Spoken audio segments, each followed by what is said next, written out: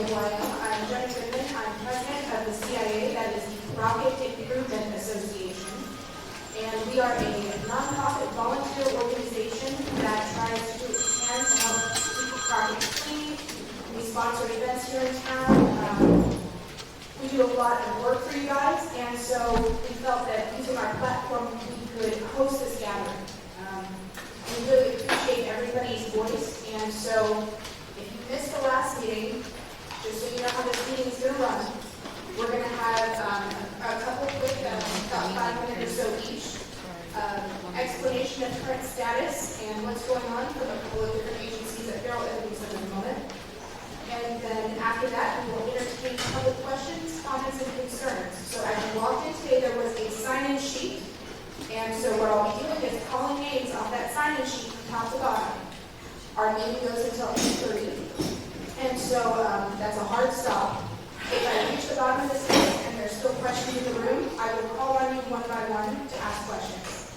So when you are asking a question, there's a microphone in the very front of here. Because this is being recorded, we are asking you, and there are people that are part of hearing here, to please come up to the microphone and speak well into the microphone so that your voice is projecting on the speakers. If you speak too far away, can't hear you. Make sure you get close to the microphone. Okay, so let's see here. This is going to test my name ability. We've got quite a few representatives here, and so I'll be passing this microphone down. I'm actually going to let them introduce themselves, and then if you can, here's your order for tonight. This is how you all will be speaking, so once you introduce yourself, please pass it to the party who's next. So we're going to have CNH go first. We have our representatives here. We have our Crockett Community Services District. They're next. After that, we have our Air District, and it looks like everybody's in line perfectly, so this is fantastic. And then we have county and managers. So I'm going to go ahead and let everybody introduce themselves, and then we're going to go ahead and start first with CNH.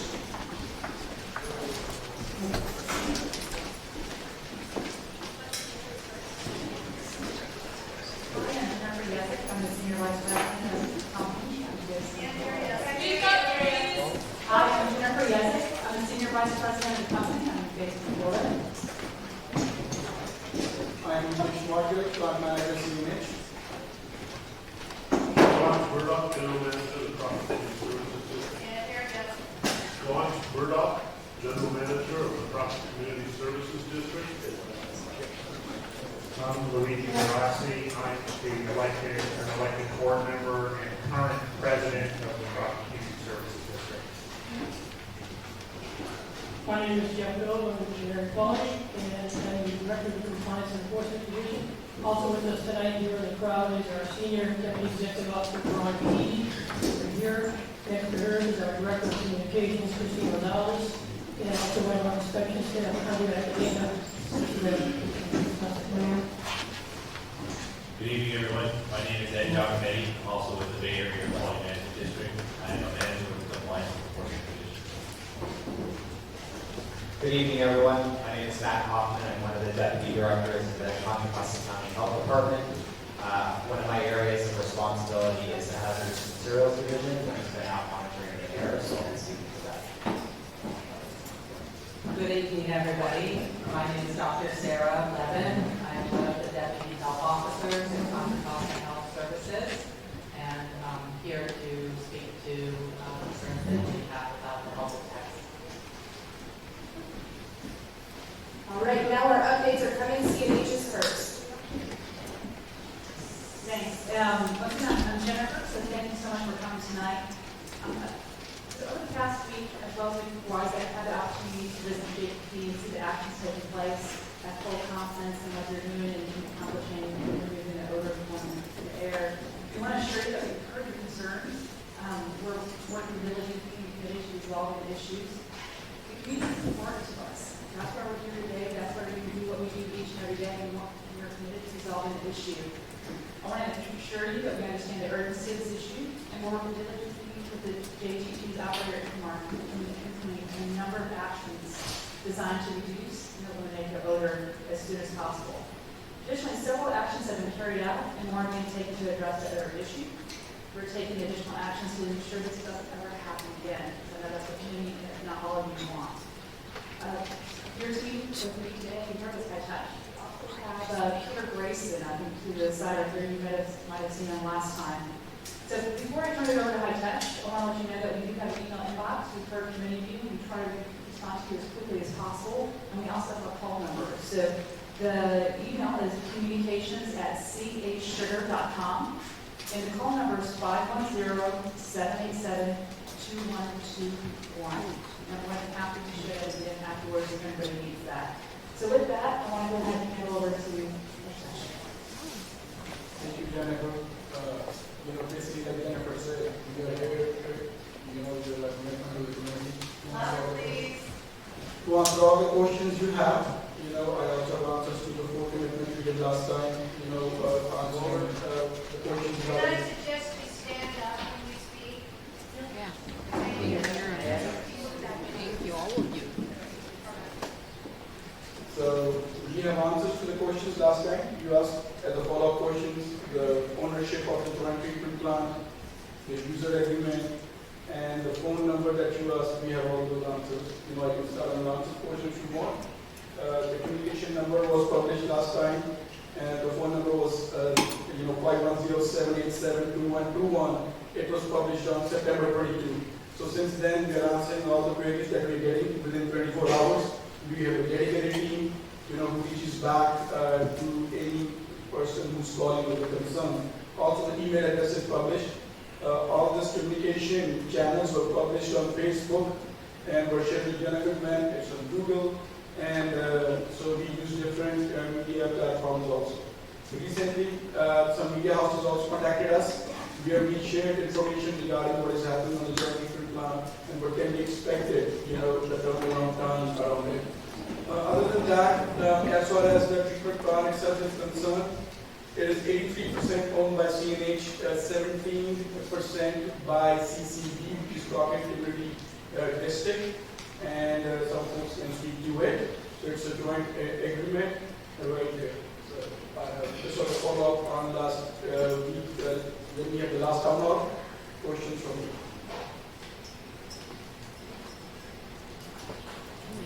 Hi, I'm Don Burdock with the Crockett Community Services District. We're the people that operate the sewers.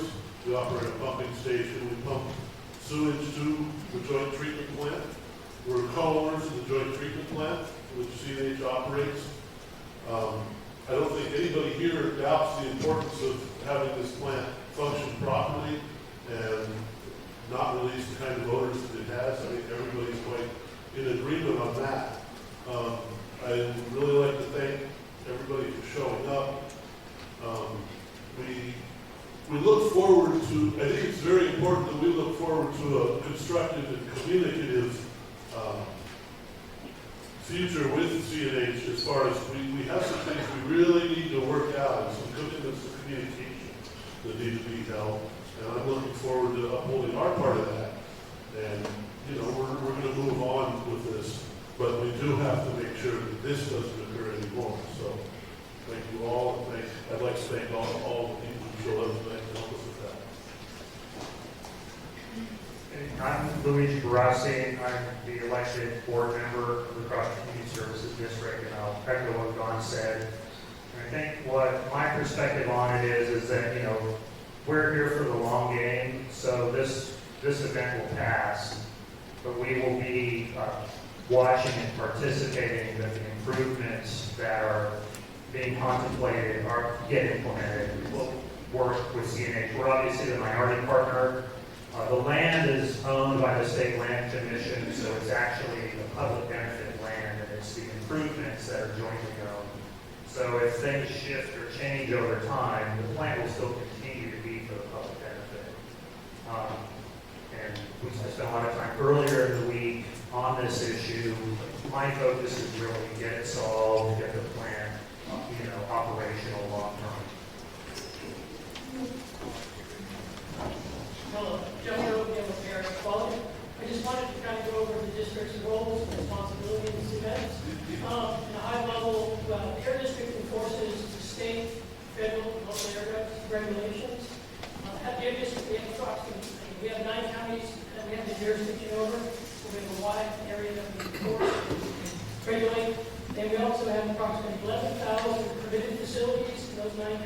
27,000 sources that we do inspections on.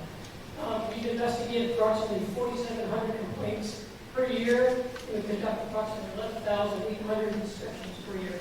I have a staff currently involved 36 inspectors from the 9 counties, so it's quite a task to get to all the inspections every year.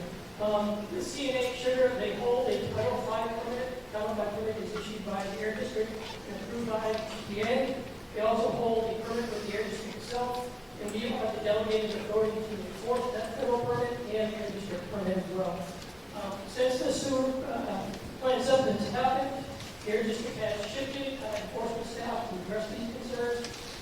Every one day we've had 4 to 5 inspectors in the area, and overall we've had probably, I think, 9 inspectors working since it, and we've had 4 to 5 supervisors as well. And we've been on duty basically, let's say, we have a 27-4 on-duty call, and so we come out in the evenings, weekends, and hours for complaints. We've been together, we'll go through that as well. Up to date so far since these events happened, we've had approximately 300 rodent complaints that we've responded to. All of those responded. There are typically in person, by phone, follow-ups each and every complaint. One thing that people sometimes think is that we're an emergency response agency, but we're not an emergency response agency, but we do have a 24/7 on-call response. So when something happens, we get complaints, we have a supervisor on call, they goes and assess the situation, call staff out, which we did. Also, in the emergency response incidents, we typically are in a supporting role to emergency responders, whether it's fire, county health, or whoever is the command. Now I'll turn it over to Ed to kind of give you a timeline of what we've been doing for the last month and a half.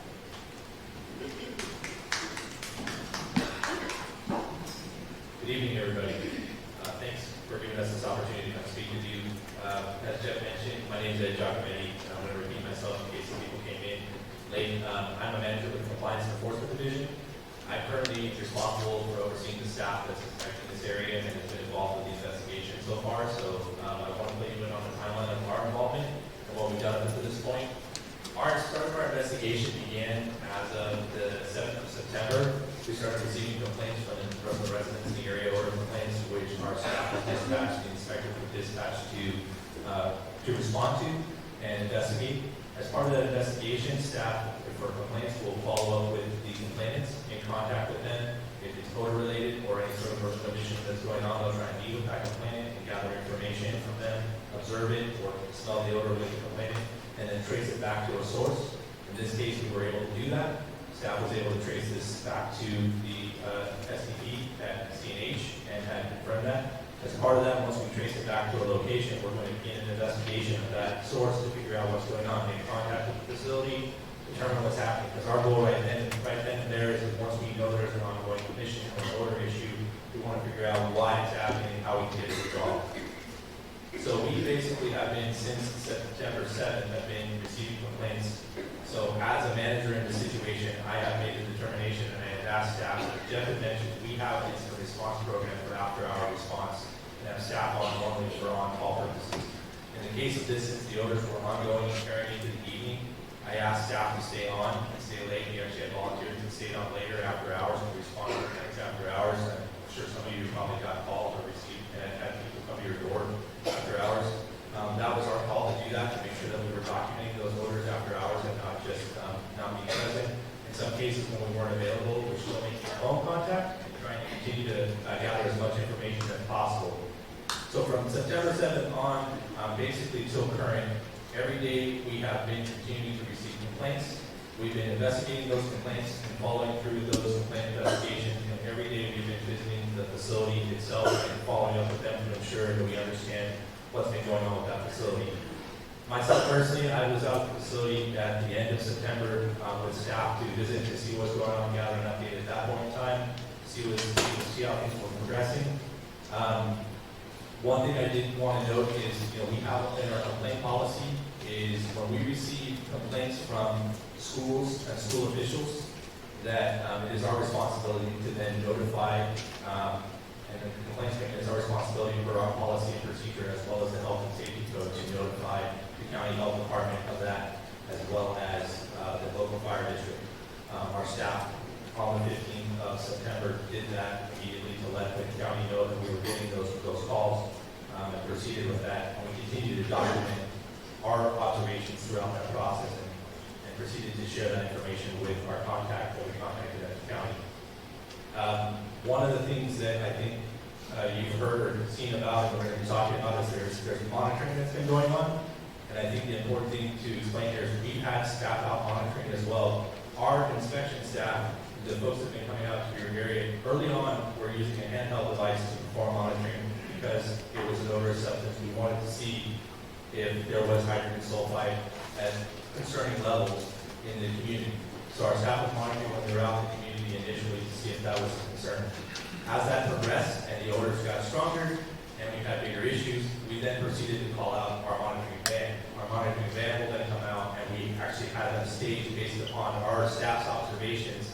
They've been monitoring, we've had them come out to monitor specific locations from the property fence line into the community, into the residential areas and various locations that our staff have detected odors, primarily niche places like across the street from the school here, which is an important location where we receive complaints. Any locations where residents have contacted us. We're trying to gather information to see what the reasons were in those areas. We have a regulation for ambient air, hydrogen sulfide ambient air emissions, Regulation 9, Rule 2, which limits hydrogen sulfide in ambient air for, we have both a 3-minute average and a 6-minute average. Our 3-minute average is a 0.06 ppm, or is it, or sorry, 0.06 for the 1 hour average. We have a 1 hour average and that's 0.06 ppm, and then we have a 0.03 ppm for the 3-minute average. We are monitoring that and determining compliance with that out in the area. We had our monitoring van out on October 6th, October 7th, and then just yesterday and today. And we will have them out again tomorrow to do monitoring and continue to do monitoring through the week. And we're going to talk to them, we've been talking to them about proceeding with monitoring going forward.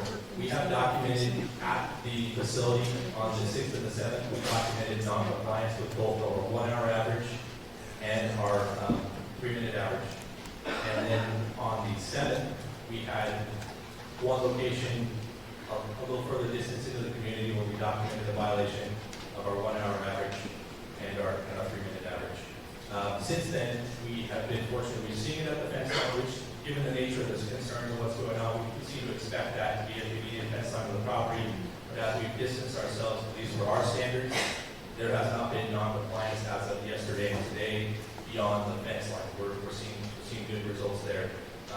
But again, no matter what, we still want to have the van out here, continue to perform monitoring. We'll continue to do that until we see this issue end. I want to echo what was stated by the folks here from CSDs. I think it's very important, and we're saying the same thing, is our staff going to remain on site. We're going to continue to investigate and look at this and ensure that the measures are corrected. But I think the important thing here is it's not just the corrective measures for here and now. It's from ensuring that whatever capital improvements are needed to get implemented, we want to ensure that those are not just considered but implemented. So all that is part of our investigation process, and we'll do that evaluation as we move forward. I don't want to take up too much more time because I want to save time for questions, so I'll leave it at that.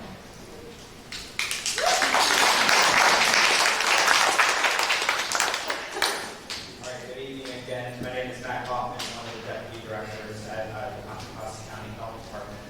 And as I stated earlier, one of my areas of responsibility is the hazardous materials division. So I think first and foremost, I just want to say and acknowledge and empathize with all of you who have been dealing with this for a month and a half.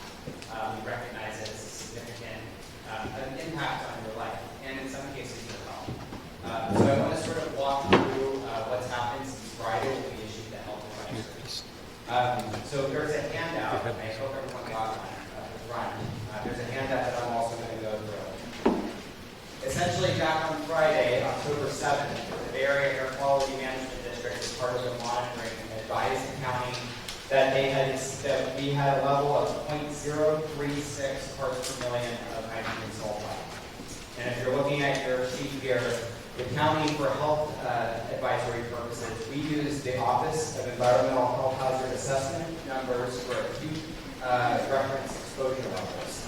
And the level for hydrogen sulfide is 0.03 parts per million. And because we were advised by the Air District that we had exceeded that, the health officer team, which Dr. Levin is a part of, we took swift action to issue a health advisory to the community. Over the weekend, we did a lot of point-in-time testing. So on Saturday, Sunday, and Monday, our team, the Hazardous Materials Division, was out in the field doing testing throughout the entire community, located close to the plant as well as up on the hill. During that time, so we were doing point-in-time testing, and on Tuesday, Monday the school was out, and on Tuesday, class went back, and we started to do a 1-hour average by the school, both schools actually, the high school and the middle school, as well as an area that's located right downwind from the plant, but in a residential area, which is 4th and Series Street. And so what you're going to see on this paper that I have handed out here, these are 1-hour averages that we measured on Tuesday, Wednesday, and today in these areas. And as you can see, as you get closer, particularly important series street, when you're close to the plant, we are seeing higher levels of hydrogen sulfide in those areas. And in fact, on Tuesday, the 11th, we did exceed the 0.03 standard that we implemented the health advisory for. It's important to note, I think, with hydrogen sulfide, the odor threshold that you can all smell it at, most folks can smell it at, is 0.008 parts per million. So significantly lower than the standard that we use at 0.03. So even though you're smelling it, it doesn't necessarily mean that there's a health concern. So we do quite a bit of monitoring. We've committed that as long as the health advisory is in place, we're going to be out daily doing monitoring at these 3 points. And I think to lift the health advisory, we've had some conversations with the health officer, but one of the things that our division is very particular on is we want to see a stabilization of the plants. I think they're still in process, and CNH is working on sort of remedying the situation. But they're doing a lot of work there. They need to stabilize the plant before we're going to consider lifting the health advisory, in addition to the numbers that we're monitoring in the field. So not all of Crockett has been impacted the same way. And I think as this graph shows, as you're closer to the plants, you're probably going to get higher numbers of hydrogen sulfide. You're going to smell it more. We're also cognizant that during the day, depending upon winds, the smell increases or decreases. Also, as the heat of the day rises, so we're seeing higher levels of hydrogen sulfide. So it's usually higher levels between 11 a.m. and about 2 to 3 p.m. when we're seeing the higher levels of hydrogen sulfide in the community. So we've been working closely with our community partners, and I think the school district we work very closely with. We deployed 40 air filters to the school district, both to the high school as well as to the middle school, to place in classrooms and in corridors that are in indoor areas to make sure that the students that while they're at school are exposed to hopefully lower levels than outside. And the filters that we have, there's one actually in the back that's set up for this meeting, but they have a carbon filtration system on them, which essentially removes the hydrogen sulfide from the air. Okay? We're also deploying an air filter to the Crockett Library. We've had some complaints in the Crockett Library, so if you're going to be going to the library tomorrow, there's going to be an air filtration system in there similar to the one in the back. I think from the health department's perspective, we've been communicating daily since the health advisory was issued. We've been putting out an update to the health advisory daily, where we've been summarizing the numbers that we're finding in the field. So we're doing monitoring daily, and we're providing an update of what we're finding in the field daily until the health advisory is lifted. So now I want to turn it over to Dr. Levin. She's going to speak a little bit more to the health advisory that we issued, as well as the health impacts that you may see from hydrogen sulfide. Dr. Levin. Thanks, Matt. So I'm Dr. Sarah Levin. I'm one of the deputy health officers at Contra Costa Health. I'm also a former member of this community. I lived here for 4 years when I first started working at Contra Costa in 2004.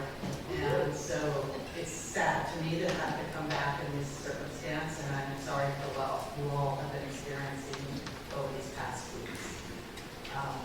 As Matt referenced, we did issue the health advisory when it reached levels where it can have a health impact, specifically at the levels we've been measuring. The most common symptoms would be irritation to the eyes, nose, and throat, nausea, headaches is what you see at the level. The good news is that it's way below the levels 10 times less the levels we would expect to pose a serious, dangerous public health impact. So we've not gotten anywhere close to that. However, the ongoing exposure from the amount you're exposed to, even at these low levels over time, is more likely to correlate with the onset of symptoms that people may be experiencing. And certainly, as Matt referred to, the odor threshold, the smelling it, is not a good indicator of the levels. It's much lower. You smell it at a much lower level than what would actually be the higher level that would cause symptoms. So pay attention to your symptoms, and if you have them, contact your health provider. We have been trying to, as a health department, perform our role, which is really to communicate directly with our community members about what the health impacts are and how to protect yourself. The standard masks do not protect you from hydrogen sulfide, as Matt referred to. The only thing that can filter the air is really carbon-based filters, and so that would be something that you can use in your homes and in your public spaces and community while this operationally is under control. That would be sooner rather than later. And I am happy to answer any questions tonight that you may have, and appreciate you having us here.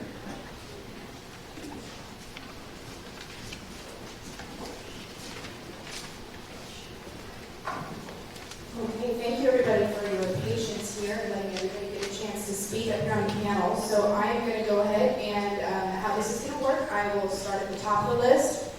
As people came in, there was another list over here, so that will be patched into the bottom. Your questions may be complex and they may require multiple agencies' answers, so we will just go ahead and panelists, as people are asking questions, if you want the microphone, just raise your hand and please be respectful and pass it amongst yourself. Okay, so top of the list, we got Diana Martinez.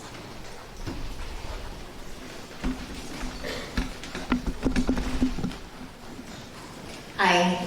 So last time we were here, we discussed trying to figure out who owns it, so now we know. But there are no representatives here from Infomart. So do you have a management agreement with them to manage it and maintain it? Or do we maintain the sole responsibility to ensure that it's compliant with getting the blowers cleaned, with getting everything else that's been deep cleaned? I saw that there was a permit that was canceled or something to that effect. So that's one of my questions. Does that conclude your questions, or? So just bear in mind, we want to have one question per person, so if you have a follow-up question to that, go ahead and ask it now. Oh, okay, well the next one is going to be with on the newscast, it's been stating that at the end of it, that it's not, the levels are not, they're safe. That this is not dangerous, but you guys started monitoring the amounts after it was at its worst, and we're still having health problems. We're still having, some of us are immunocompromised, we're still having asthma, we're still having headaches, nausea, all these things, but it's being reported like it's okay. And I don't understand that part of it. So. Thank you, Diana. We're going to start with CNH.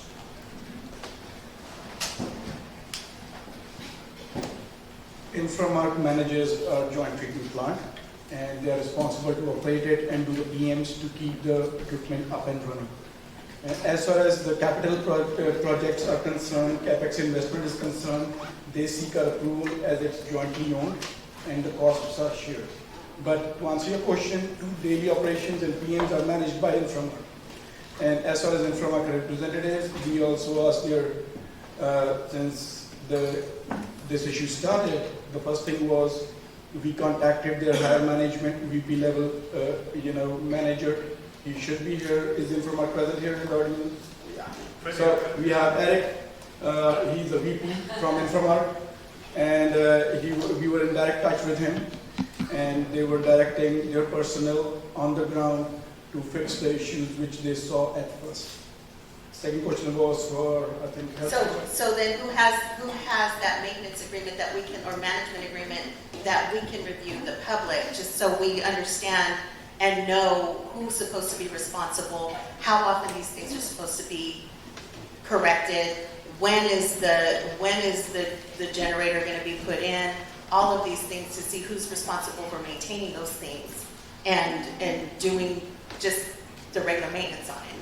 Your question is twofold. Let me take it this way, because one is running it and PM, that's day-to-day maintenance. That is, Inframark is doing that. And if any investment is needed, let's say new blower, new generator, they ask us. And then we provide those funds, and there can be a subject matter expert on that generator blower who will come and provide the services.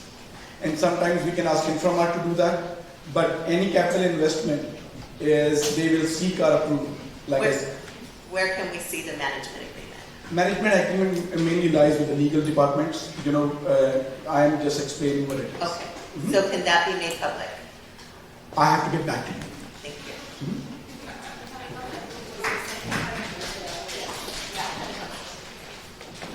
Sure, I'll try to speak to the question about the confusion around what gets reported.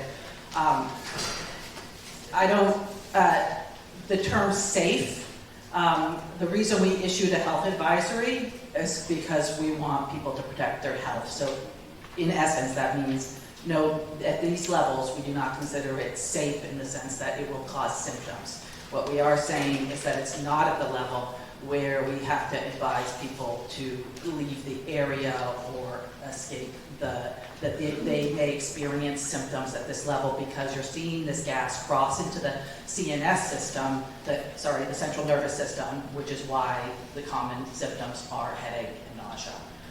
We do not have great data about long-term exposure to this gas at these low levels. What we have better data on is higher levels that cause an immediate public health risk and or are dangerous.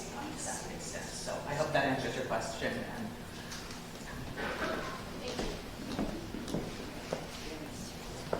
Okay, our next community question is going to come from Meredith Clark.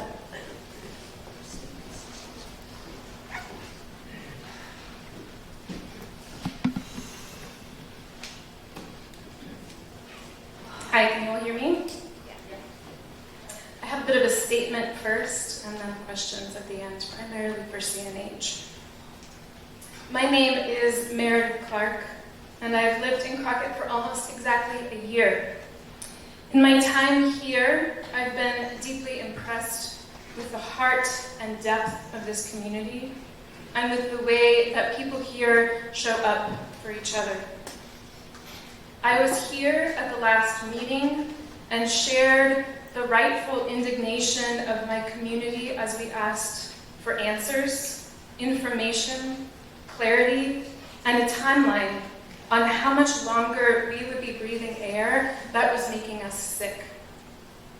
The CNH representative and others at the front of the room explained about a multitude of equipment failures, how a power failure triggered other failures, including diffusers, all of which required time, expense, and labor to repair. But I am here to talk about an equipment failure whose impacts have not yet been addressed by those of you who sit before us, and that is the failure of your moral compass.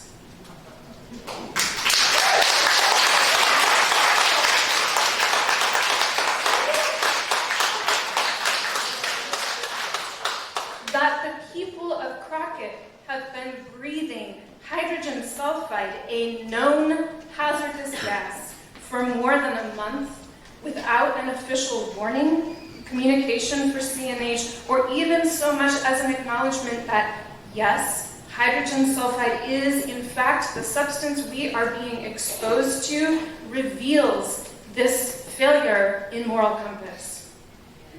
That a CNH representative appeared before us a month ago and lied to a room full of people telling us, quote, "I assure you the air is safe to breathe," end quote, reveals this failure of moral compass. Right. That at no point for over a month were the citizens of Crockett given critical information so we could decide how best to protect ourselves, our families, and especially the most vulnerable around us, reveals a catastrophic failure of moral compass. Equipment failures happen. Things break down, machines fall apart, the power goes out. And in truth, I think the people of Crockett would have understood this if we had received the clear, direct, honest, open, and humane dissemination of information about what we were smelling, how it might impact us, and what steps we could take to protect ourselves. Great.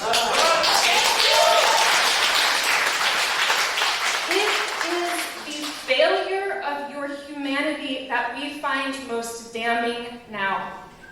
It is the fact that you had information you willfully withheld, even when asked directly, and it is that failure that brings me here today. How you plan to avoid such equipment failures is important information, but how you plan to avoid a failure of your own moral compass is the question I am most interested in having you answer. What will you do differently next time? How will you protect the health and well-being of the people who share your air? Human decency is not a supply chain issue. Human decency still exists when the power goes out. It does not require expensive parts or days of labor, and it is unlimited in supply. What will you do to protect the people of Crockett next time? Thank you.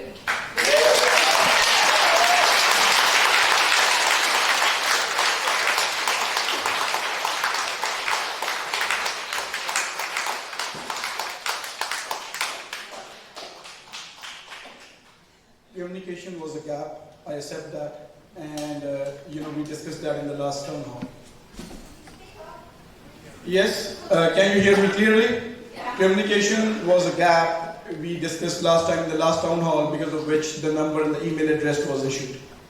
Initially, the communication happens when any issue is there at the joint treatment plant with Grant or with Luigi, or if it is elongated, we are discussing. But to widespread, to the town, how we communicate, there was a gap.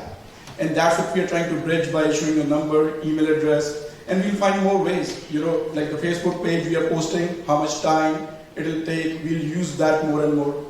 And if there are any community pages, we'll add our communication team there so that we can have a direct access to you. As far as we are not in the game to hide any information. In the last town hall, I clearly stated that it's a hydrogen sulfide, that's what we are saying. At the same time, I also shared that we didn't monitor it. So we didn't have the monitor, but the byproduct of this operation of joint treatment plant is hydrogen sulfide. I stated that, there were some questions regarding it in the last town hall. And that's what, when the van came, the meters came, they found the same thing. Nothing to hide, we spend days, nights in the community, we are part of the community. And these are not just words. And wherever we have gaps, I hear you, we'll bridge that. We'll bridge that for good.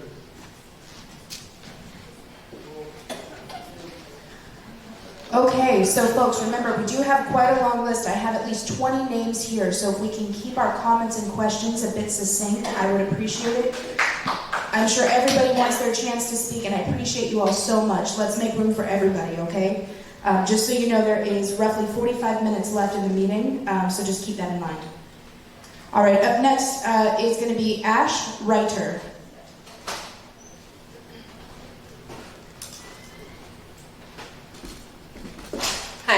Hi, I'm here to speak on behalf of one of our most vulnerable populations here, as we were talking about.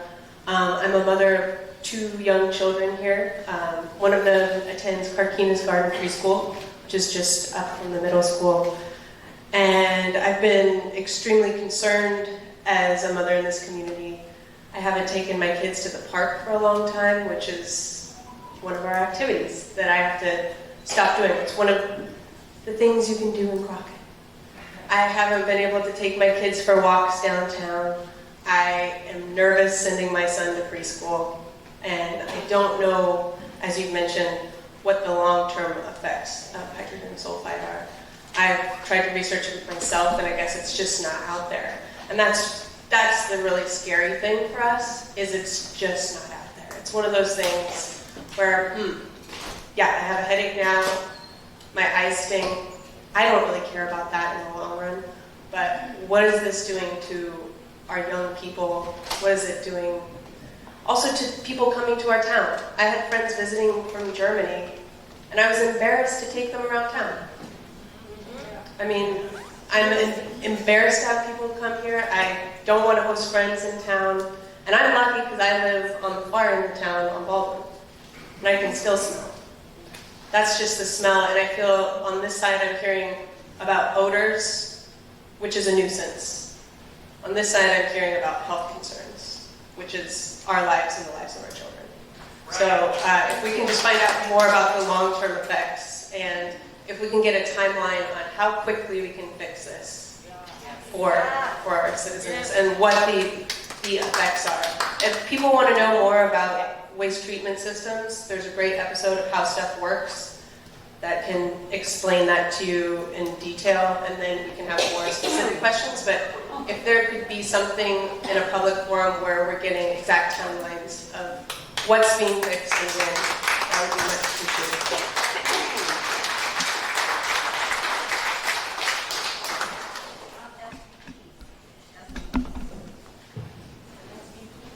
Health effects, I will defer to the authorities. I think they can explain better in long term, like they touched on. As far as what is being done, when the blowers tripped under high heat, historic heat, which we experienced in like 5-6 weeks ago, climate change, we hear news from Europe, from Latin countries, from all over the states. In that heat, when the blowers tripped, first of all, we arranged a rental blower so that the aeration to the microorganisms is not, is not stopping. They are not deprived of oxygen. So we brought a rental blower.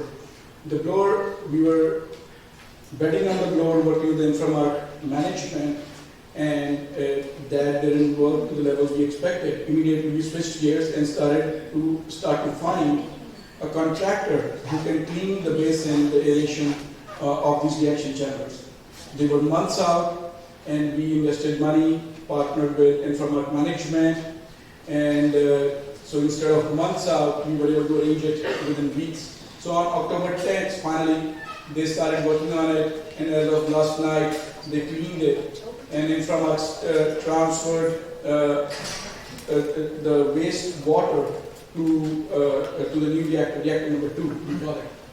So with that, now the microorganisms are living beings like us. They will take their own time to break down the wastewater to the levels we want. And like authorities touched on, the hydrogen sulfide levels are already coming down in the air, and every day it will only go down. More or less, it will be 7 to 10 days when it will be gone for good. Now this is the part where we are, what we have done so far.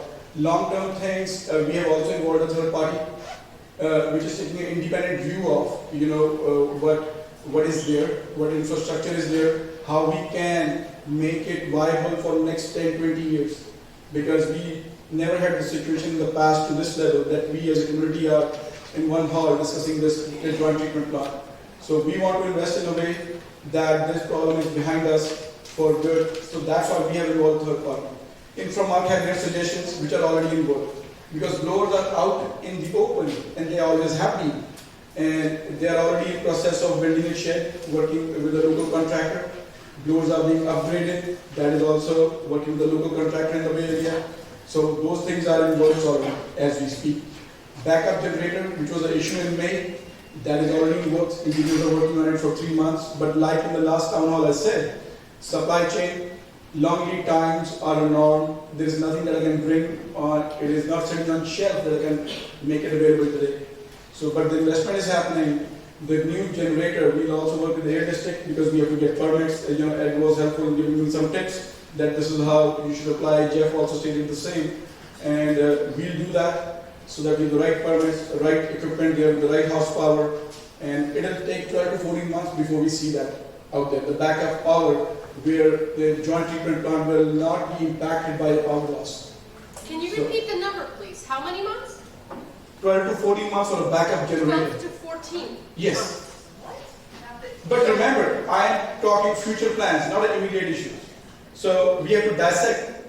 The thing is, immediate issue, like I touched on, like authorities check with their meters, it is going down every day, and I said 7 to 10 days it will be gone.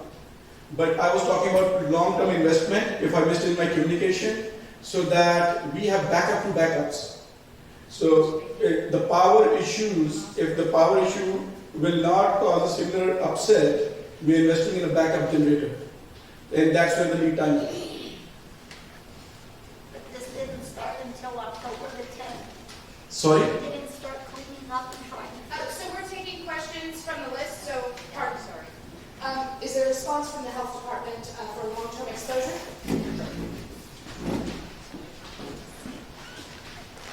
I just want to acknowledge that as you've discovered, there's not great data in terms of long-term health effects, but what I can say is that we do know that right now, with what you described, keeping your kids from playing outside, the isolation that we've experienced with the pandemic being replicated, with people not being able to do the activities that they're doing to keep themselves healthy on a daily basis, is a long-term health impact. What are they paying for this? Any fines happening?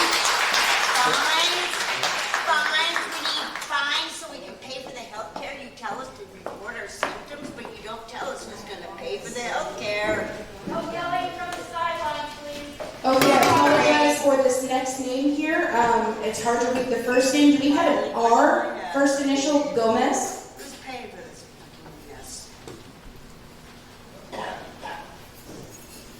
And again, I would remind everybody to please keep questions and answers as brief as possible, but as direct as you can be. Thank you. Hello, my name is Rita Gomez. I live in Crockett most of my life, and I've never had to deal with the atrocious, awful smells that I've had to deal with in this last 6 weeks. It has affected me deeply. I have asthma very, very badly. I've had problems with my eyes burning and the nausea and everything else. What I want to know is, why did you take so long and not notify us? What was the excuse? There was no excuse for that. So, you people knew what was going on, and you held it back from us. Where is the honesty there? You tell me. I'd like to know. Can you give me a direct answer, or are you just going to play the game? And, oh, we'll take care of it when we can. That's not good enough, and that's not acceptable. And I want it taken care of right away, because there are many people in this town that are getting sick. And one of them is my neighbor, who I will not name. But I will tell you one thing. I was an employee at CNH. I worked in the Longshore Union. And I will not tolerate this kind of treatment from any of you group of people at any time. You come out when something goes wrong and you let us know right away. Do not hold it back from us. We have the right to know what's going on. We have to worry about our health. If that means anything to any of you group of people here today, let me know that in person. I would like to hear about that, what you feel. Because I can tell you how I feel. I'm damn mad at all of you people for lying to us. And for not being there when we needed you guys. You let us all down. The very calling people I called them. I called those people. I talked to a woman named Jessica, or a recording, and she hung up on me. Now, what kind of people are that? What group does that when there was a terrible, terrible injustice being done in our county? Can you explain that to all of us? Can you give us the truth? I don't think so. I really don't. So don't play games anymore with us. You come right out and you tell us what's going on. No more, I'm going to do this or I'm going to do that. I'm tired of hearing that stuff. Because you're not feeling what I feel today. And I am very angry. Very, very angry at all of you for lying to us. This whole town has suffered because of you people. Now, if you can live with yourselves, then shame on all of you for all I can. Thank you.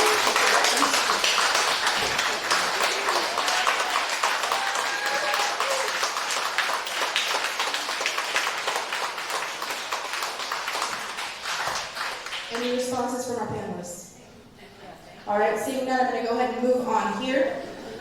We've got Nancy Reiser.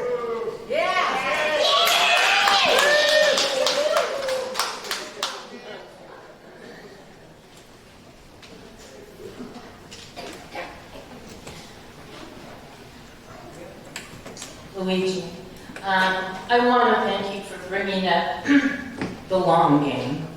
And the reason being is that many of us have been worried about if there were protections in place to assure Crockett that it will have a waste treatment facility should ASR decide someday to cut its ties to the Crockett refinery. Just want to point out this map here. The reason why that's a concern is that in 2060, 60% of Miami-Dade County, which is the home of the corporate office of CNH and ASR, will be underwater when sea levels rise. So, none of us have crystal balls. Luigi, is there any way that you can reach out to the state, get that confirmed in writing, and have it in a contract with CNH? That's one question. It's actually already in our contract that was negotiated in 1976. And so it's actually a pretty intelligent document, and it anticipated eventualities. And so I'm comfortable that we can do that if that occurs. That's great news. Thank you so much. The second thing that I want to bring to your attention, glasses, sorry, is I wanted you to be aware of what Los Angeles County did last year when it faced a similar situation when hydrogen sulfide emanated from a canal traveling through several communities, making people very sick. At the behest of a local congresswoman, the county set up a program to reimburse residents for special air filters in motel rentals. Can we not do that here? Thank you very much. I'm going to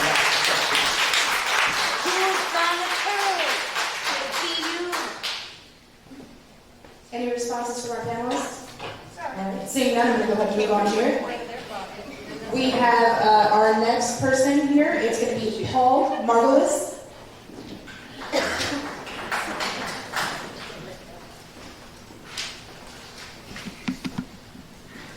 Good evening. I'm a senior citizen, and I live with another senior citizen, and we own 3 properties here in Crockett, and there are 8 of us that I'm representing tonight, and all of us are experiencing symptoms. We're on 3rd Avenue and Ceres. And I want to know if CNH is going to be creating a fund for future medical issues brought on by the exposure to this chemical.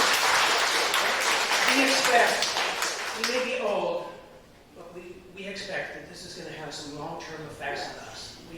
We're all experiencing some severe symptoms, and it's really, I can't even think of how bad it's getting.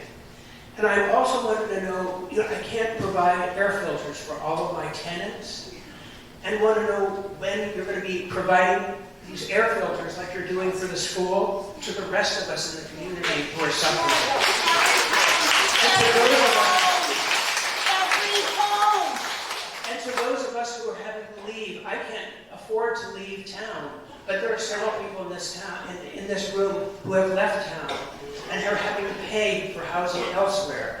We want to know if there's a fund set up for that at this time, or whether you're expecting to create one to reimburse people for all this expensive stuff that we're having to put up with right now. We're afraid we're going to lose all of our tenants in our apartments over this, and that will cost us a lot. We may lose our property over it. So we want to know what's going on with CNH to try to help reimburse us for all of our expenses and for all that's going on with us.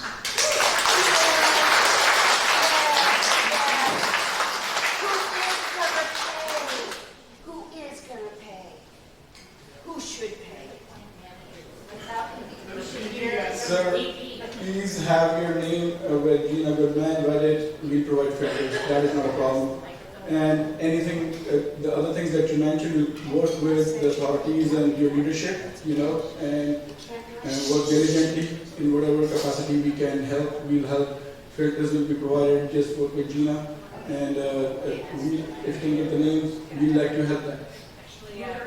Just a clarification, so those community members that have contacted us, we actually delivered a couple today. If you need one, that number I mentioned, we heard the need late yesterday, so we were able to expedite some in. So we have some available. Please contact that telephone number I gave earlier or the email address. Let us know your address. We got the Winix that was recommended from the board here, and it's the carbon activated filters. So if we will go through them and give them out and distribute as much quickly as possible to those who need them. And if we need to purchase more, we will purchase more.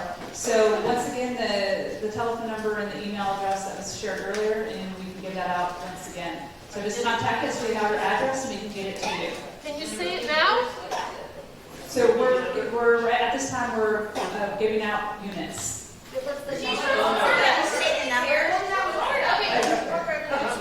I just bought 2 Winexes yesterday at Costco. They're on sale. I want to reimburse. If you'd like to return them, I can give you a new one. No, I want reimbursement. Yes. Yeah, I've got it set up in my house already. And my tenants. She doesn't need I want a reimbursement. Yeah, I mean, you're from Florida. You don't breathe it every day. I don't know why you are even talking. Give the microphone back. Appreciate it. I will look to it and ask and see what we can do from that, okay? I'll let you know. Thank you. I appreciate your. Okay, everybody, be respectful. 510-787-2121. One more time. 510-787-2121. And anybody here can feel free to reach out to me as well. They've shared the information quite a few times. I have it written down. We're going to keep moving. This list is still extensive, and we are about 25 minutes left in this meeting, so we're going to keep going. Did you address the housing issue about relocating for hotel compensation? She brought it up so that the person before her, you hadn't even mentioned it. Did she say it over that? Would you like to answer that part of the question? Seeing no answer, we're going to go ahead and move on. There's no answer.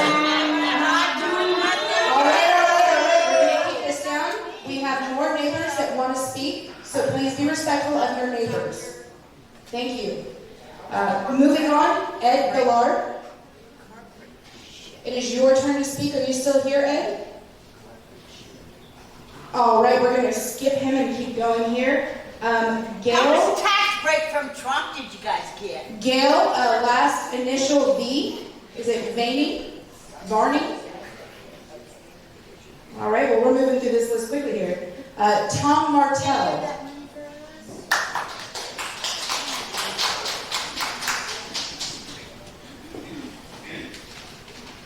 Hi, how's everyone today? You remember me from the last meeting? Or perhaps you remember me from picketing in front of CNH Thursday. I just want to clear up 3 quick points of bullshit. One, either one of you two live in Crockett? No. Okay, because if you really cared about us, you would have your family in a tent living across the street in the park in solidarity. Okay? So I give you the benefit of the doubt because I know you're just shills and you have no real power. You get a pass. Number 2, everything about how many parts per million, it smells like shit. Let's cut the bullshit. It smells like shit. Number 3, if this isn't fixed in 7 days, you will have a bunch of us, more than you could possibly imagine, in front of your plant. We're going to block the trucks from coming through because you will not make a profit while we suffer. And that's all I have to say. We get that sleep, you get no money.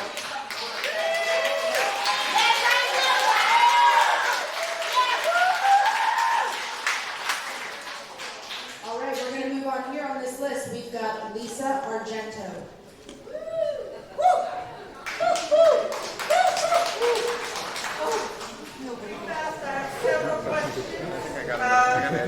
Speaking of the microphone. I understand that Backlight has filed some sort of nuisance ordinances. Are there fines associated with that, and where does that money go? That's one question. I'll just blast through them, and then you guys can answer them at will. I have one comment regarding the Facebook posting. That was a very interesting thing. Thank you for posting that. There were follow-ups with 60 comments underneath that posting. Not one was answered by CNH. You post one thing, say, oh, everything will be fine in 7 to 10 days, and then you never answered anybody's questions underneath it. The next thing I have a question about is there a regulatory agency that's overseeing the bay itself? Because I would assume that there is water flowing out of these plants, out of the plant, into the bay of untreated raw sewage. So what we're breathing is what we're going in the fucking water. So I'd like to know who's here to oversee the water.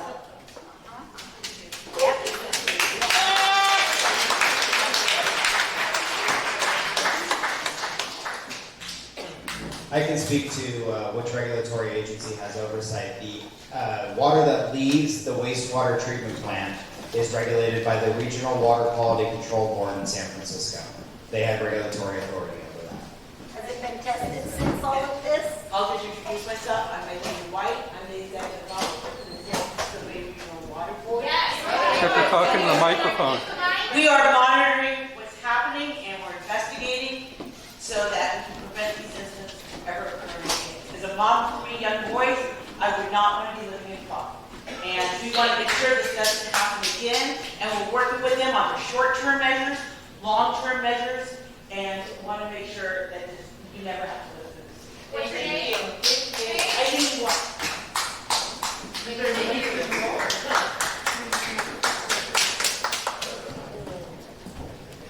Jeff again, I'll answer the question in regards to fines and NOVs.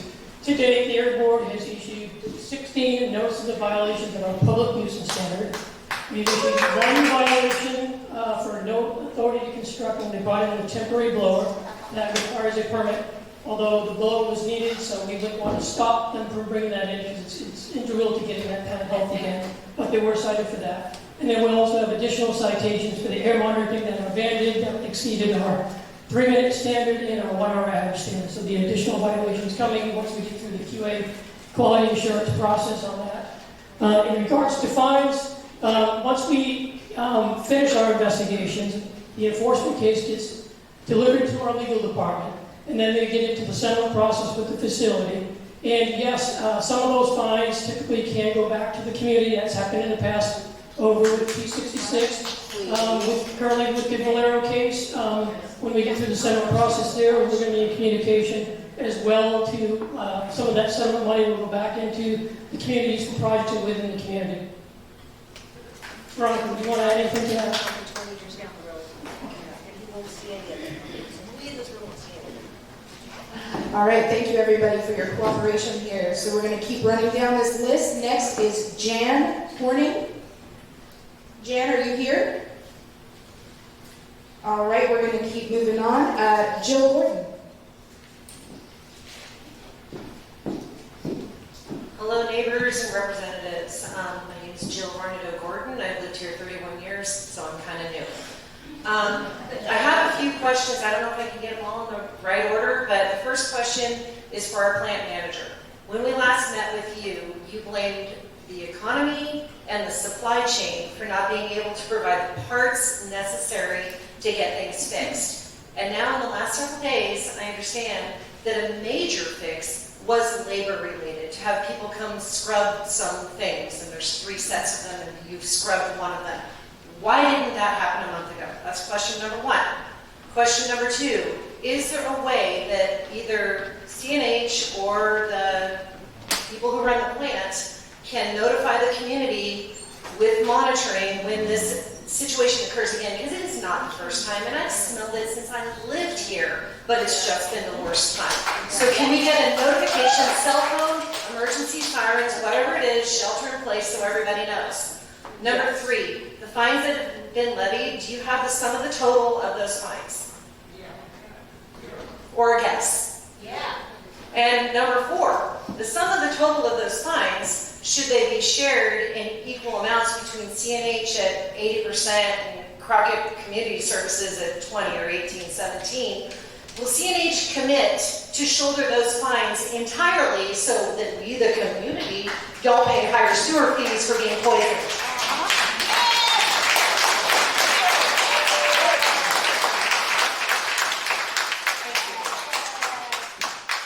Our violations investigation is still ongoing. We haven't drafted and completed any of the reports yet. Once we do that, that goes to our legal division, and then they look at the health and safety code under the penalty structure, and then they will look at the extent of harm, the number of days. They take in a lot of different factors, economic benefit, due diligence, negligence. That all goes into the calculation of the fines, and that is what our legal department does. So no guess? No, I don't have a guess at this time. It won't be enough. I investigated your similar question last time, and we paid the fines, so you know about that, more or less. Second thing is the cleaners. It is not a simple rotor cleaner that will come and scrub the pipe. It's not that easy. Can't hear. The contractor who cleaned the reaction tank is not like a rotor simple cleaner service. It's a hazardous. They need to be trained. They need to be authorized. So it is not being. It cannot be assigned to every contractor or every person. So that was a gap. So what I mentioned last town hall was absolutely true. That if I would have got that contractor the week prior, I would have used him the week prior. It was not the lack of willingness, it was the availability of the contractor. Initial estimate was months out. Eric, correct me if I'm wrong. Initially, when we started looking for a contractor, it was months out. And we upped that. We said, we need you here as soon as possible, even paying the premium. That's how we were able to get them within weeks. Yes, in between it created a nuisance, and we worked with the right subject matter experts, what we can do in the meantime, that we were doing. But it was not a simple contractor that we would have hired off the street. That was a gap. And I think that these are your 3 questions. Ongoing So, contract. sorry, follow-up question to that. If the solution is 10 days out and capacity affects the solution, is there a possibility that CNH can diminish or shut off their capacity entirely so that the community problem can solve itself first before we make sugar?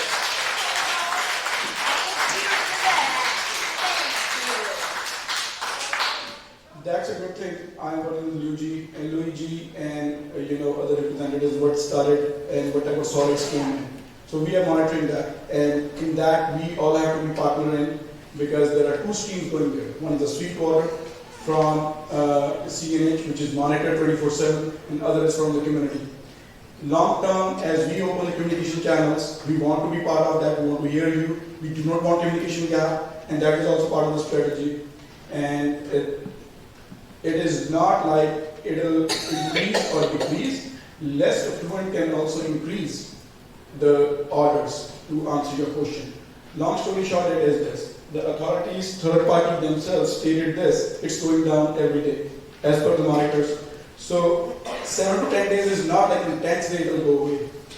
The idea here is, as we have clean reactor number 2, every day it will diminish slowly.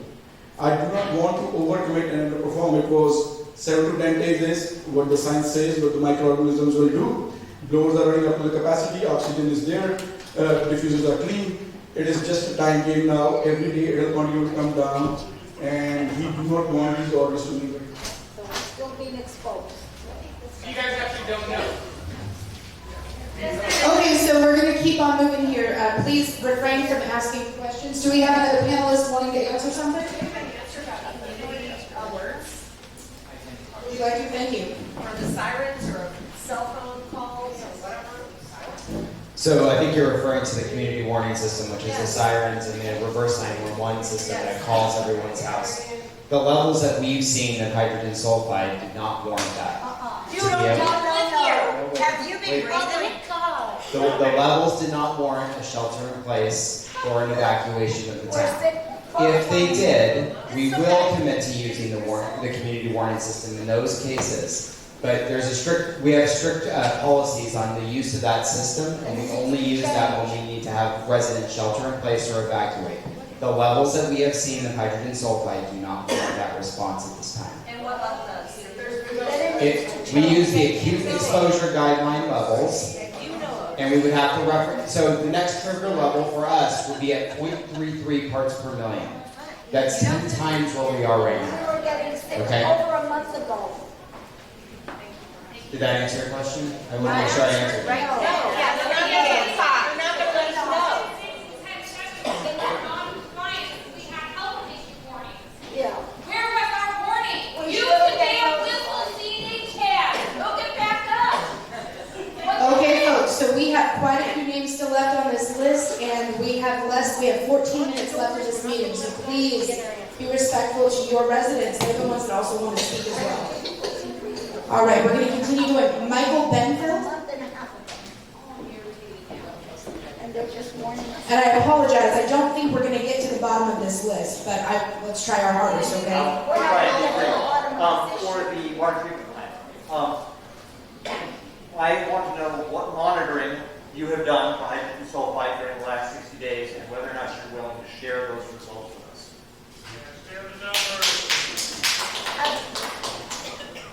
Are those devices calibrated? On a regular Question, basis? sir, your question was? That was my question. Yes. Will you share with us whatever monitoring results you have for hydrogen sulfide that was collected inside or around the plant? So that question would be more towards air quality or possibly hazard? No, that's because they have required monitoring responsibilities. They may not have applied at this point, but like for instance, personal exposure monitoring. I'm actually really quite worried about the employees of the plant. We are not exposed to lethal levels, but they're substantially closer.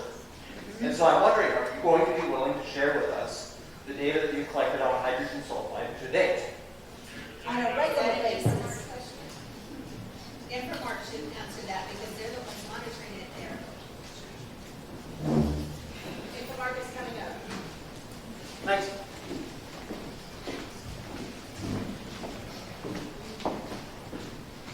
So I'll just say, Mark, we operate wastewater treatment plants across the United States, and most water treatment plants oftentimes will experience hydrogen sulfide concentration.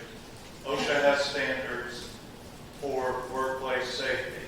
Our health and safety department goes out and tests facilities to ensure that our employees are in a safe environment.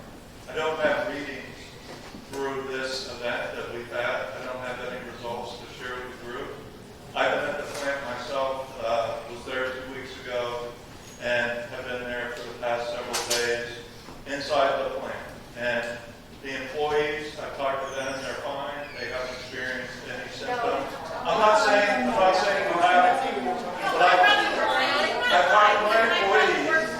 They have not experienced, they've come into work, they've done their jobs, they've done their best to restore the facility to a condition where it is not dangerous. But to answer your question, we do measure hydrogen sulfide to ensure we comply with OSHA standards, and this plant currently is in compliance with OSHA standards. What happened in the last 60 days? But just to be clear, what happened in the last 60 days? You haven't in the last 60 days. You can't go I back. personally have not. I can go back and check with our health Will you and let us safety know? department. Sure. Okay, can we get an answer tomorrow? Okay, folks, we're going to keep it moving here, all right? I know we're very upset and very concerned about our fellow neighbors and our workers. I appreciate that question. It was a good one. We're going to go ahead and move on, and I apologize. Luis, and last name starts with CH. Choquette, yes, Luis Choquette, please.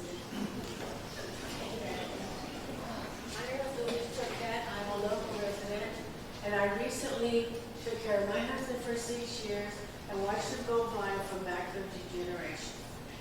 And that is my main concern, because I think all of us screaming and yelling isn't really what I'm worried about, because I can scream and yell too, but it's not going to make me better. I now have macular degeneration. I have a sore throat, I have an upset stomach, and I recently, I did not know about this. And I recently I took my husband to Stanford for 10 years, once a month, to get the shots in his eyes. And I recently realized that something was really wrong with my eyes. I didn't know about this. And I was unable to read. I was unable to fill out a document and stuff. I actually had to approach strangers in public situations to get help. So I'm not concerned about my vision, because I really don't think that me coming up here and screaming and carrying on is going to help. But I am concerned about my health, and I am concerned about my vision. I'm very concerned about my vision, and that's very personal to me. And right now, my eyes are a mess. I went back to the doctor, he gave me additional drops, and they sting when they go in, and my eyes burn, and I have a sore throat, and I have an upset stomach. And that's my question. For me, right now, as I stand here, that's what's important to me, because I'm not looking forward to going blind. And I had my eye specialist tell me, don't buy a new car, because you won't be driving that long. And so that is my concern. And I would like a direct answer from you.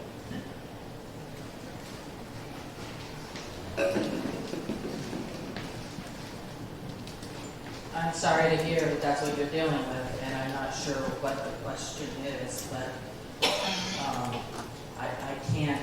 I don't have the health information to say, as I said, what hydrogen sulfide does besides impacts the symptoms that you clearly are having that are symptomatic of that. Whether that has any impact on macular degeneration, which is one of the most common reasons for people losing eyesight at older ages, the single most common reason. And our understanding of it is limited in terms of what contributes, as many of our understandings of environmental contributors to a lot of our problems. So I don't want to give information that I don't have that's not accurate. But I'm sorry for what you are dealing with. Like it's done sooner, so that she wouldn't have had to worry about what was going on with her eyes. Okay, next up here we have Dan Wharton.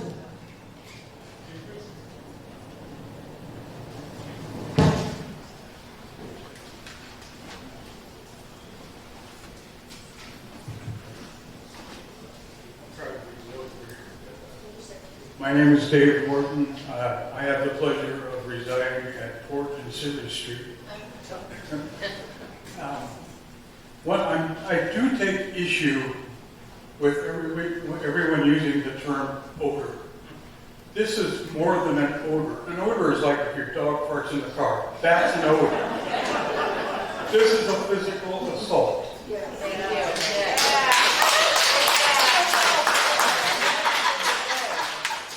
The media is also saying the odor, and it's an unpleasant smell.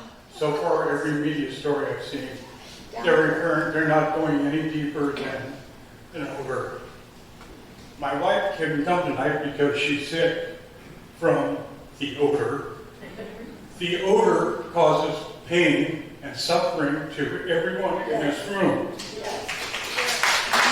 The odor is an assault. If I walk down Pomona and punch somebody in the eye, I'm in jail. If I punch somebody in the stomach, I'm in jail. If I cause discomfort to anybody, I get sued. None of these things are happening. They're not going to jail, and they haven't yet to be sued, although that looks on a good horizon. And I'm just wondering where the accountability and the bullshit is going to stop. Thank you.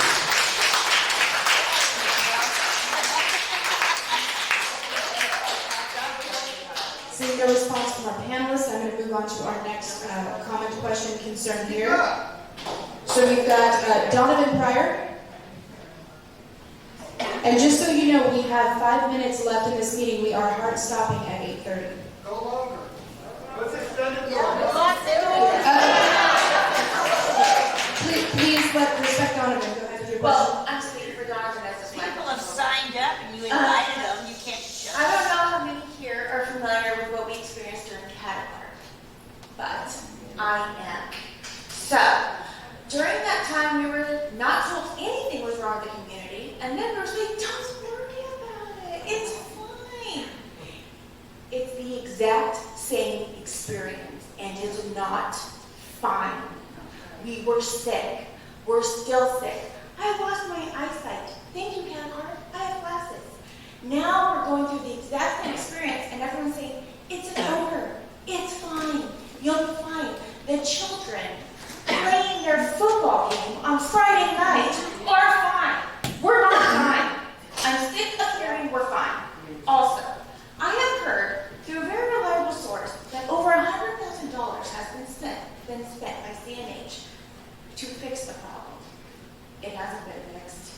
What did you spend $100,000 on? I want to know that very specifically. Also, I really appreciate the Bay Area Air Quality Management. Phenomenal response. And the only response that we have gotten, the only one, the statement by CNH, I've worked in communications and PR for over a decade. Thank you for your letter.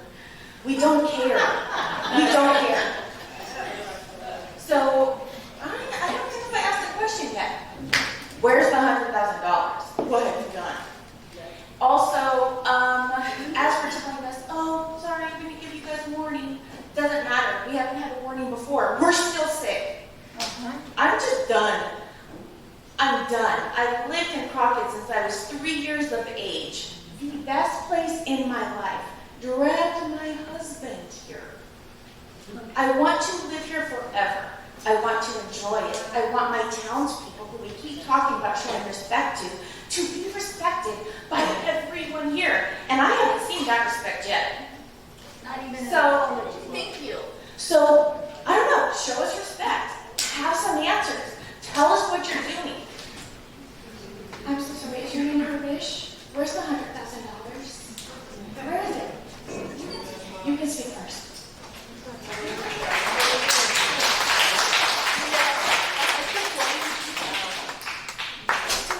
Oh, and by the way, I live where you can't get away from the smell, like probably several other thousands of us Crocketeers.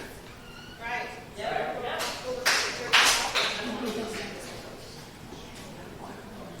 We're waiting. No, I'm not. Sorry, she was asking another question. I don't care.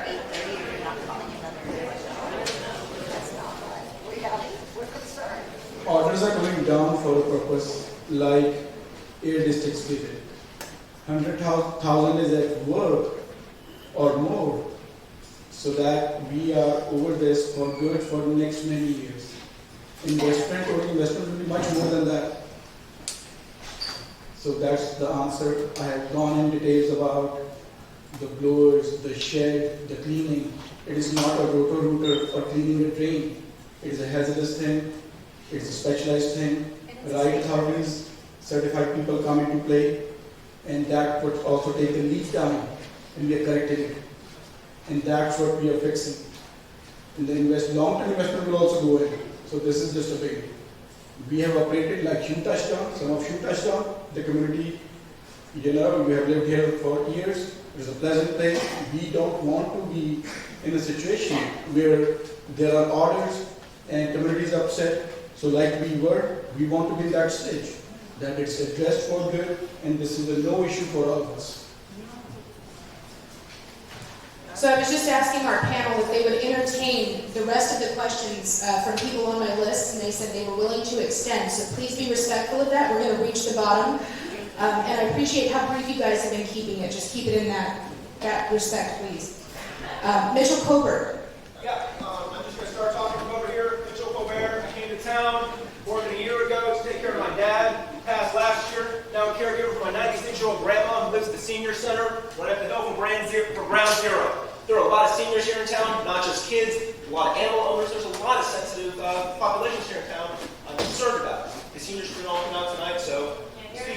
Sorry, seniors couldn't come out tonight, so I'm speaking for my grandma. I'm going to make it real brief, just go right to the questions now. First thing, has anyone taken water or soil samples? I know someone from water is here, but we need to check the water and soil as well. This is a very different safety profile in the water. It's much more dangerous in the water than in the air. So, we really should test that too. Really curious about the pink foam from the spillover back in May. Did anyone get a sample of that? What was that? Did we test that? You say that the normal masks, I'm assuming you mean the garbage cloth masks that everyone's supposed to be wearing for COVID, that do nothing for COVID. Those do nothing for this. What about masks like this, respirator masks, P100s, N100s? Are those? No, just activated. Okay, cool. Just activated charcoal. Awesome. Final question. This is really for PG&E. Is PG&E opposed to some level of citizen oversight, like a citizen oversight board using the CIA? Anyone? I'm open to all kinds of things. But are you open, or are you? Sorry, I should say, are you opposed to some level of community oversight? You mean for Sorry, CNH? Wrong. CNH. Sorry. You know who I mean. The evil empire in this case. CNH. Are you opposed to some level of community oversight? Because right now, I live in the Port Ceres neighborhood. I don't even know if we have the option to use filters, so you said it right now. And I've been putting up with this for, it's longer than 7 weeks. People keep saying it's the start of September, but it goes back further. I called West County Wastewater on 9/9, and I was told, man, you're overreacting. It's going to stop snowing when it gets colder out. It's only gotten worse. And I feel totally ignored by the county on this. They passed the buck around all. Pardon me? Will the data be shared publicly? Certainly. All water quality data from the regional board is all public data. It is, and ultimately, if there is an enforcement action, that all becomes public. So that's all public record. Soils as well? Are our gardens safe? We don't look at the soils, but generally when there's a wastewater, what's happened at that wastewater plant is the impact you're seeing in the community with the hydrogen sulfide, and then the other concern is what's leaving the plant, as the earlier speaker said, as far as what's going to the bay, and we want to ensure that what goes to the bay is safe and meets what they call an NPDES permit, a National Pollution Discharge Elimination System permit. It's a federal permit for the Clean Water Act. So that is our job, and we're making sure of that. And meanwhile, because of what's occurred in the community with the hydrogen sulfide, we're taking a detailed look at what occurred and what can be done to prevent it, both short-term and long-term. Are you saying that the water we're drinking is safe? The water you're drinking is safe. This has nothing to do. The water, I can tell you, I used to work for the water company. The water that you drink is safe. This is all related to wastewater that you flush down the toilet that goes to the plant along with sewage. So your drinking water is safe, and our earlier results were the water that's going to the bay is safe, but we're still waiting for analyticals from this incident. Thank you. Any other responses from the panel? Just the only other thing to clarify, there haven't been any spills, there's no apparent cracks in the bottom of the tank. So, it's a concrete container that holds all the water. What was the foam about? So we're going to go ahead and keep on moving with these questions here. I can answer some of that. The foam was, the foam, I believe you're referring to the incident that happened in May. That's what he asked. Yeah, there was foam that came out of the tank. It was contents of the tank that had become foam. The thought was that it was possibly filamentous algae. I don't know if soap got in there. One way or another, it got foam through the action of the diffusers, the blowers that foamed the top, and it was windy and it blew out. So that was what you think it is. Exactly. CNH, no comment about citizen oversight? We are already in discussion with Luigi and City, how we can have monthly, weekly, whatever is needed communication channels so that we are on the same page. Okay, Dan Kirk. Dan Kirk, are you present?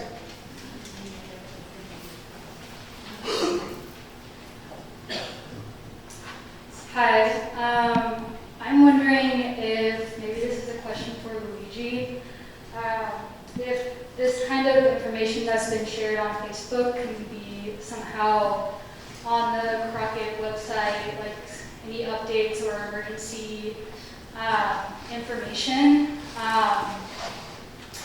And another question is, and I'm sorry if I missed this, it's for the Bay Area Air Quality Management District.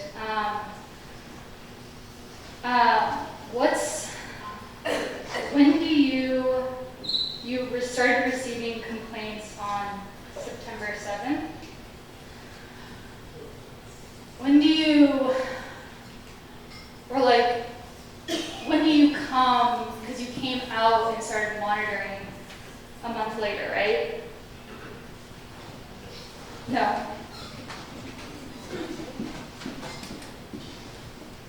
So the month later monitoring you're referring to is the van monitoring that we did, but initially when we were out there, we had handheld monitors as we were responding to complaints the day of the 7th when we started monitoring. So we were out there and continued doing monitoring and doing that intermittently throughout the time that we were out there. And then recently, because of the increase in the odors and the concentration of what we were smelling out there, we brought the van out to have more direct monitoring in various locations in the community. Yes, so so for purposes, I'll give you an explanation. Jeff was just mentioning, the handheld instrument we're using is more for a screening purpose. So the idea of that is to give us a qualitative measurement of what the H2S readings are in the area, to then identify if there is any concern which would warrant us to bring a van out to do a quantitative measurement, which is when the van's going to come out and actually take, where we have calibrated instrumentation that's going to do the appropriate monitoring per our regulatory requirements. And that's publicly available? The records, all that information is being QA/QC'd right now, the records for the monitoring that we're doing. And then once that's QA/QC, because we want to QA/QC for purposes of determining non-compliance of our regulation, we'll issue, that'll be all part of our NOV package, and once that's settled, that's public record. What are the acronyms? Quality assurance and quality control, sorry. What's NLV? Notice of violation, yes. So we have notice of violation which we'll issue as a result of this, and the notice of violation will be specific to, provided that they've exceeded our limits for our H2S and ambient air standard, which is our regulation 9, rule 2. And then I have one, go ahead. To answer your question about posting data on our website, I'm not opposed to that. We use a licensed operator because the way this wastewater treatment regulation is created is you have to have a licensed operator. So we're not qualified to actually operate the plant. I'd certainly be willing and interested in having your public sewer agency post whatever data it's allowed to receive from the operator in that regulatory process. But they report, and they're constantly sampling and sending little vials to a lab to ascertain what's in them before they can discharge any water to the bay. So everything's kind of checked before it's released. And I don't have a problem with sharing that if we're allowed to share it. Okay, I think I'm just meaning like, anything that's like public that is like not on Facebook, because I'm just wondering how like important information is shared, like these meetings, like just kind of not specific, super detailed wastewater stuff, but kind of like public announcements. Like, is there like, maybe this, I shouldn't be taking up people's time and asking this question, but I super appreciate the question. So, part of like what I think about being elected, and this is a position that nobody really runs for. I kind of appreciate more community involvement in the future with our sanitary commission, our rec commission, and our CSD board. But I do believe that it's important for us to provide information to the public and allow the public to participate in this public process that we do every month at our meeting. No one ever attends, and no one ever runs for office, so I certainly appreciate more engagement. And we don't have a big budget, but the stuff that's easy to sort of post as a matter of routine, for sure. I agree, our website could be better. And I will, if you want to contact me, I'll be glad to talk to you about it if you have any ideas. But I will address that and hopefully come up soon with a better website, and I'm open to ideas on that. Not a whole website, but better placing information on our website. And so I'm open for any help on that. Okay, and just confirming that CNH never contacted the air quality management district or Contra Costa Health ever. It was just the community. I got a nod from air quality, so I think that's your answer. All right, folks. Well, we still have a few names on this list. I was informed that we do need to cut this meeting right now, so this will be the end. If you do have any very burning questions, feel free to come up to me and I will put you in contact with whomever it is that you need to be in contact. I'm sure these folks don't mind leaving their contact info here. Wait a minute, sorry. I can ask one question. What percentage of waste is yours? And what percentage of waste belongs to Crockett that goes to that plant? What's the percentage?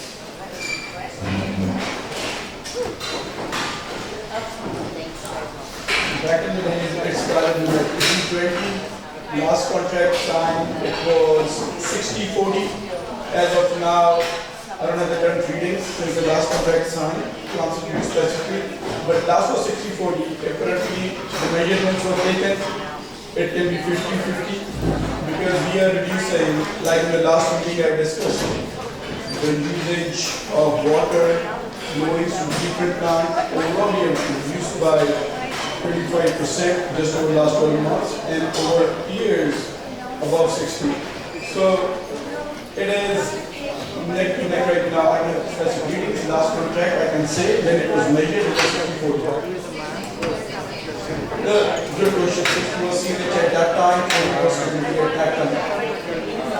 One more question. One of the things I want to add into what he just said is that the human excrement that goes down the pipe is food that helps neutralize the waste. So it's an important ingredient. And like, for example, reseeding the plant, had to go buy feed their stock to get the bacteria. And that's part of what we contribute that's sort of a value to the processing of the industrial effluent.